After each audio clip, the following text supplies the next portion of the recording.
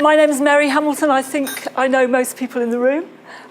Very much welcome to Lancaster and to this seminar. I'm sorry there's a lawnmower that's just started up outside, but I think it's only going to be for 10 minutes or so hopefully we'll be nice and quiet after that. I'm going to start by asking Professor Paul Trowler, who is the director of our Higher Education Research and Evaluation Centre here at Lancaster, to just say a few words of welcome, because we're sponsored by the centre and as well as the ESRC, and it just seemed like it would be a nice ceremonial thing to start off with. Great, thanks so much, Mary, and welcome everybody to a wonderful sunny Lancaster, which of course it always is. Do you know, I spent about half an hour this morning learning the title of this, which doesn't sit easy on the tongue and slips easily off the brain, which was, as I saw anyway, the politics of reception of international assessments. But it's changed, or at least we've got a new one there.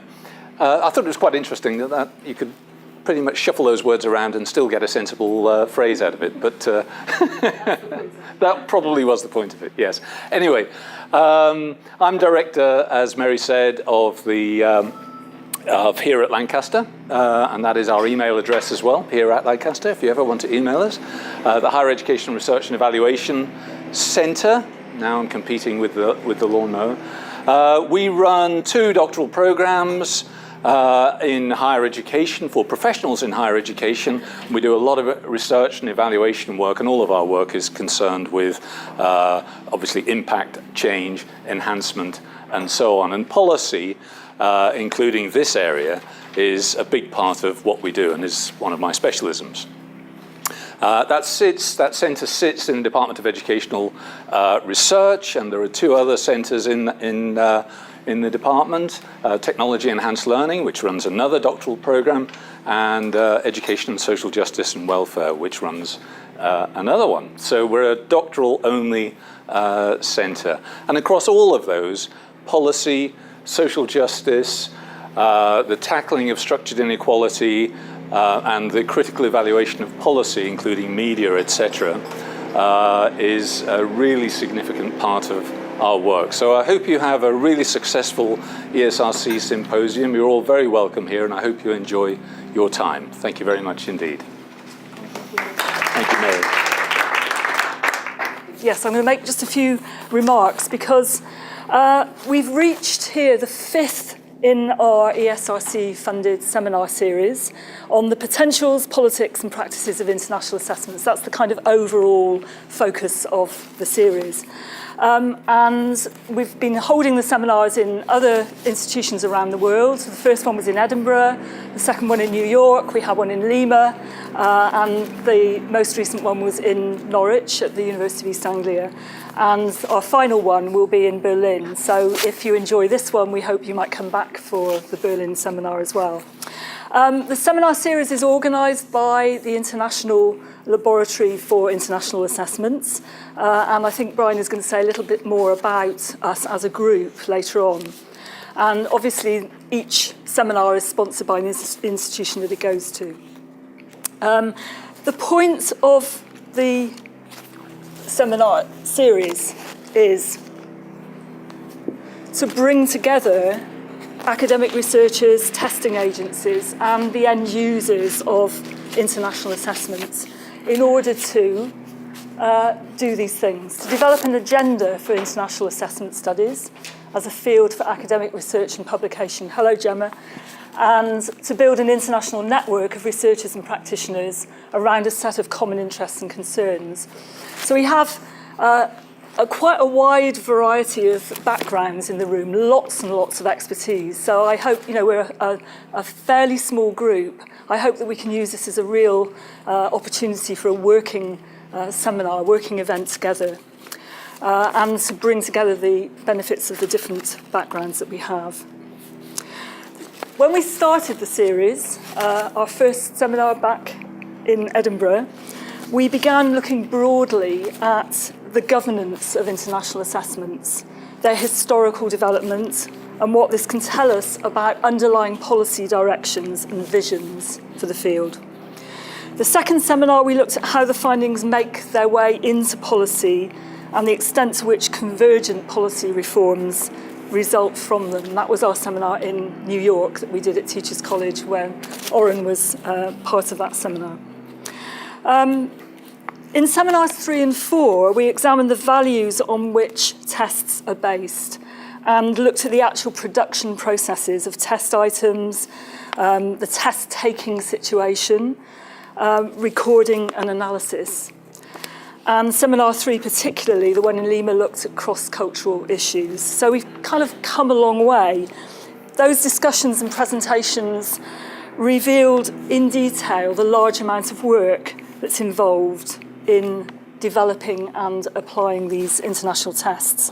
Technical work, statistical work, the translation of values and cultures, kind of alignment of values and cultures as well. And much of this is invisible, I think, to the ultimate users of the data and to the public. And part of what we're trying to do is kind of uncover this invisible work and see what we can learn from that.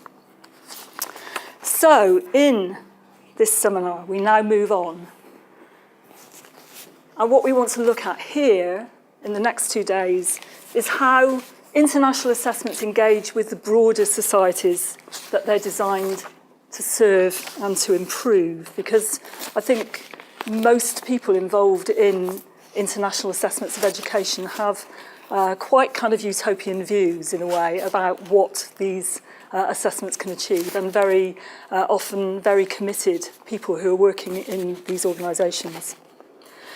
So as well as informing ourselves about the details of how assessment findings are publicised and received, we might examine how far journalists and their audiences are equipped to deal with the complex findings from international surveys and able to make informed decisions about them.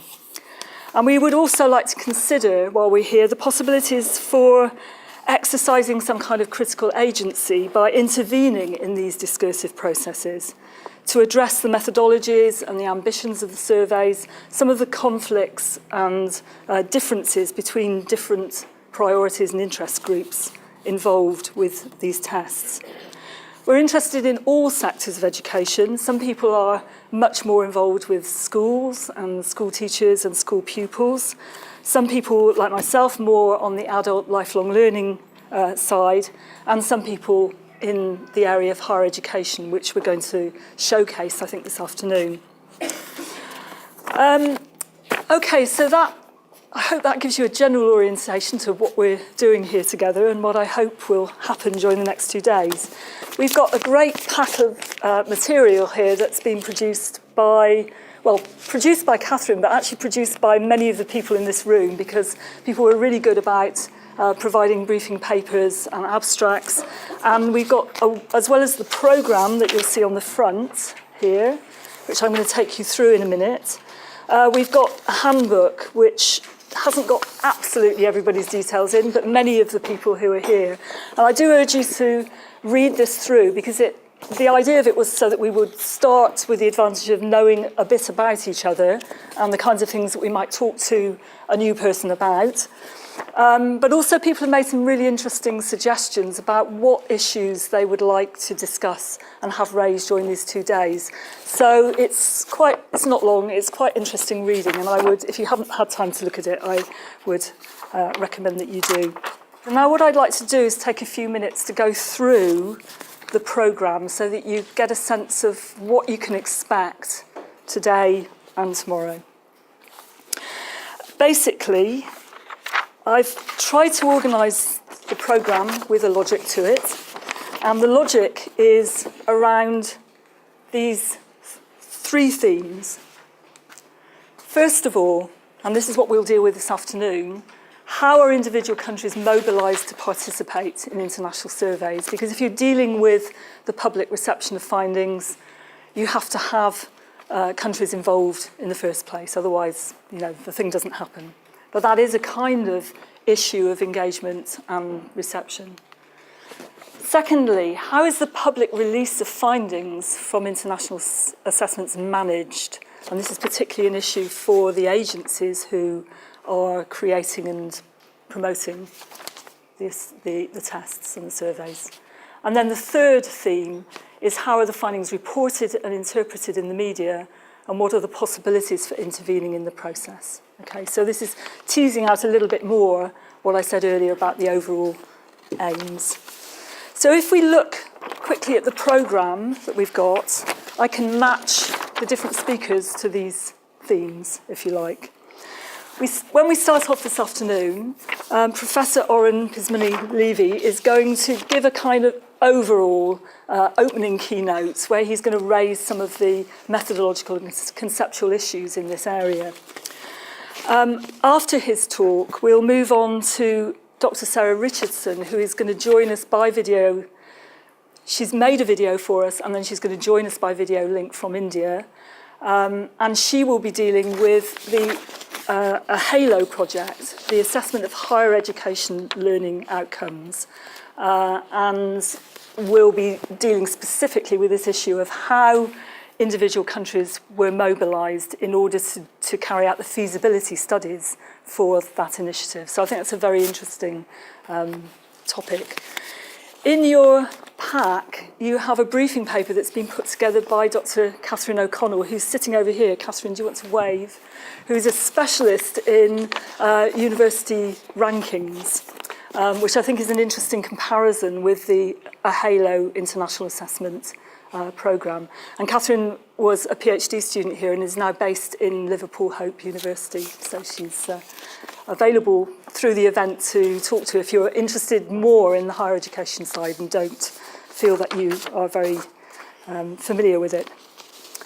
Okay, so I think that's that for the first theme. Second theme is the management of findings from international surveys. And this is what we're going to deal with tomorrow morning in our panel session. And we've got 4 very different and very interesting speakers in that panel. I'm not sure, Megan doesn't seem to be here at the moment. Megan Knight. Oh, Megan, that's you. Sorry, I didn't say hello to you. That's great. So Megan Knight is going to talk, Dr. Megan Knight at the beginning from the University of Hertfordshire, about the changing professionalism of media workers, and particularly the growing specialism of data journalism, which is responding to the complexity of international assessment. So I'm really looking forward to that. Brenda Tay-Lim is going to be talking from the UNESCO Institute for Statistics in Montreal, giving an agency perspective from UIS about how they see the management of assessment findings and what their strategies are around that.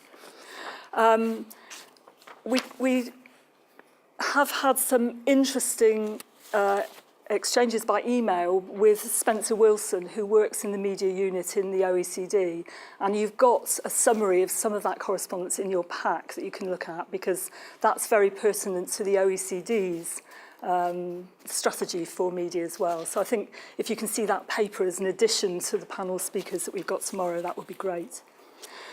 And we have also, in the second half of tomorrow morning, we have a presentation from Dr. Cormac O'Keefe about the workshops that are organised by the OECD in order to help statisticians, researchers interpret better the findings. So that's a slightly different thing from media coverage, but it's all part of the managing of the findings and the ways in which they are translated into national policy.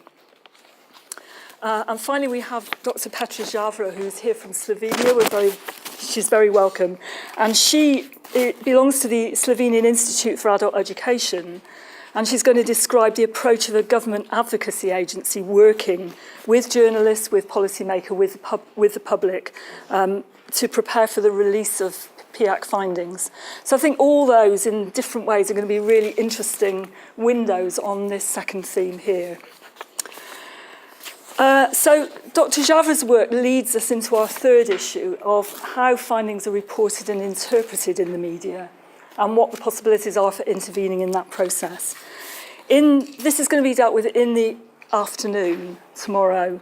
And we'll start off with an intervention by Professor Heinz-Dieter Meyer, who was one of the main signatories of an open letter to the OECD about PISA, which got a lot of press coverage. He's produced a briefing paper, which we'll discuss before he comes in by video link. And so that's in your pack. I recommend that you read that before that session. And then he's going to make a few comments, and we can ask him questions and answers about, I mean, what I'm interested from that is how effective he feels, in retrospect, that kind of intervention has been, and what the possibilities are for that kind of process. And then, last but definitely not least, we have Asper, Dr. Asper Baroutsis, who is going to report on her recent study of the Australian press and coverage of PIAC. This is a study she's been carrying out with Professor Bob Lingard. And I'm very much looking forward to that. There's a long abstract about that in your pack as well. Also in your pack is a summary of some work that I've done, so I have to get that in somehow. It's an article that's just recently been published where we were trying very ambitiously to compare the coverage of the PIAC findings in the press in Japan, in the UK and in France. So you can have a look at the summary of that and see what kind of a fist we made of that, I think. Right, I've got one last thing that I want to do, which is to say a few words about how we approach understanding the topic of international education assessments. Actually, before I go on to that, I just wanted to show these two. This is an extract from UIS Director Sylvia Montoya's blog that actually Brenda pointed out in her notes to me. I thought this is a very interesting example of the kind of dilemma that agencies feel when the incredibly complicated, long, drawn-out work that they've done appears in the press and, obviously, often in very summary form. So I thought it was an interesting insight from her on that. Can you see it? Okay.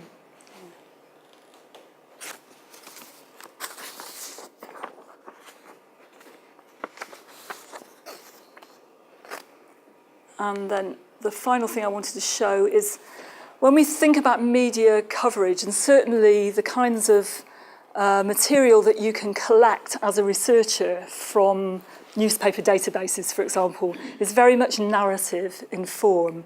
But actually, a great deal of the communication of international assessments comes through visual displays like this and numerical information, which is what people mainly pick up. So it's not just words, and although we're not going to deal very specifically with that in this seminar, I think I'd really like us to bear this in mind. It's something that interests me a lot.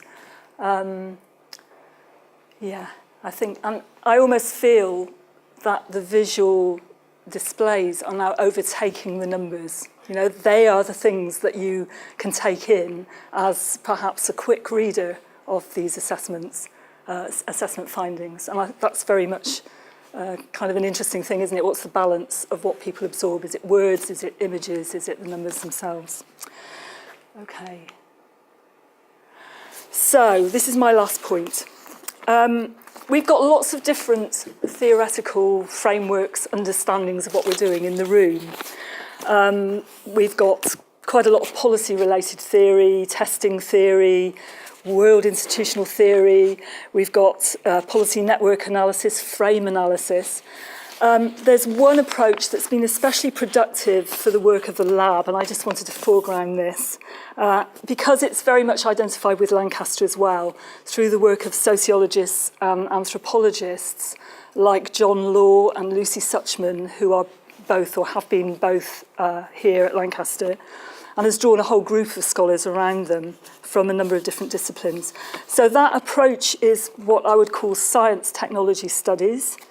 And the point of science technology studies is to look at the work of scientists behind the scenes, as it were, the processes that go into the making of successful projects and the processes whereby public science technologies meet, engage, understand one another, because success from this approach can only be understood in terms of effects on the world. Okay. And I would say that assessment via tests and surveys are arguably a major scientific and technological accomplishment within education. So this perspective is highly relevant. So in this seminar, I see our task to examine these processes from that point of view. That would be my hope, that we could do that. I know that other people have other approaches and other agendas as well. Yeah, okay. And what I've done is create a very short handout in your pack that introduces some of the key terms that you might hear people like me and Radhika, perhaps, and Brian talking about during this event. Yeah, in case you're interested in pursuing it a bit further.